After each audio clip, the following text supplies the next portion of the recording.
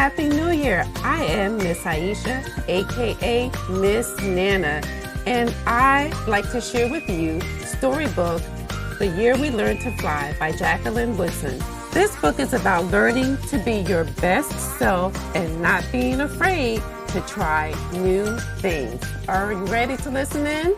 Let's go. That was the year we learned to fly.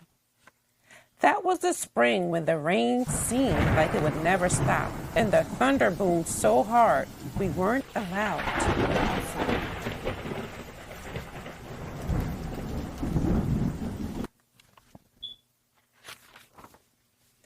Use those beautiful and brilliant minds of yours, my grandmother said. Lift your arms, close your eyes, take a deep breath, and believe in a thing. Somebody, somewhere, at some point, was just as bored as you are now.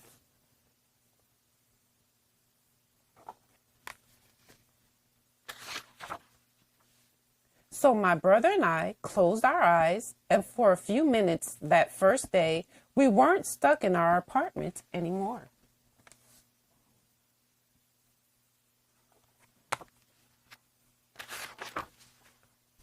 We were flying over the city we've known our whole lives, but it was suddenly different, exploding with every kind of flower we'd ever dreamed of growing.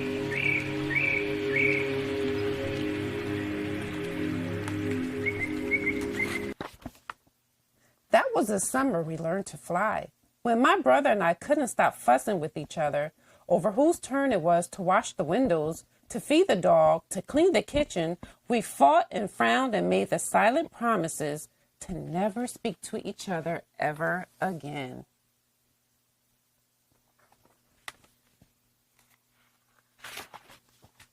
My grandmother said, lift your arms, close your eyes, take a deep breath, and stop being so mean about everything. Somebody, somewhere, at some point, was just as mad as you are now.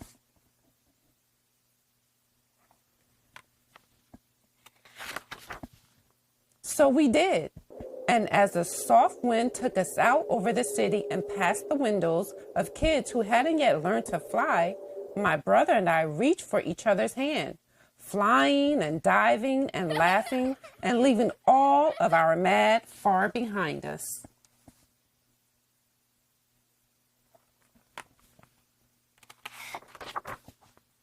That was the autumn our rooms felt too big and lonely, with only us in them and the darkness coming on so fast. But while we hugged ourselves against the too quiet of it all, we remembered that we didn't have to be stuck anywhere anymore.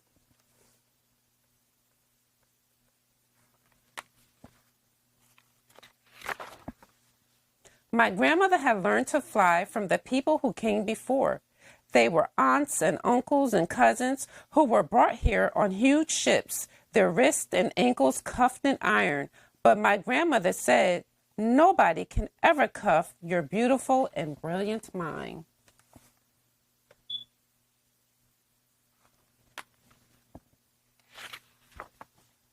So our people learned to fly, she said. They dreamed a thing and made it happen, closed their eyes and flew away home. Lift your arms, my grandmother said. Close your eyes and remember, somebody, somewhere, at some point had to figure out they could fly.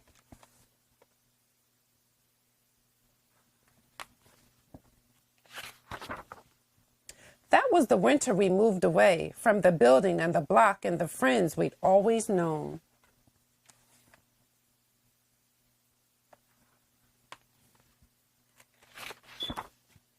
To a street where the kids looked at us funny and didn't even answer when we asked them if they wanted to play.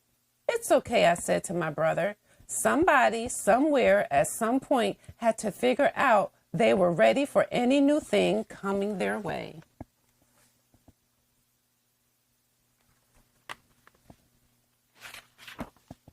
So like the people who came before us, we lifted our arms even higher, closed our eyes even tighter, breathed in even deeper, and flew away we'd always known how to, free as the aunties and uncles and cousins who'd come before us, free as our own beautiful and brilliant minds.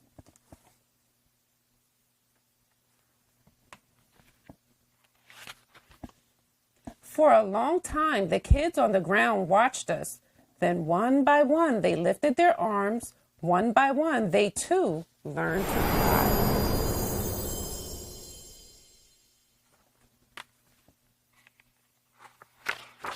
That was the year we learned to fly. Thank you for joining me reading this story. Subscribe to my YouTube channel and stay tuned for more children's storybooks. Bye-bye, friends. Make sure to subscribe to my YouTube channel so that I can continue to share amazing children's storybooks with you. See you next time.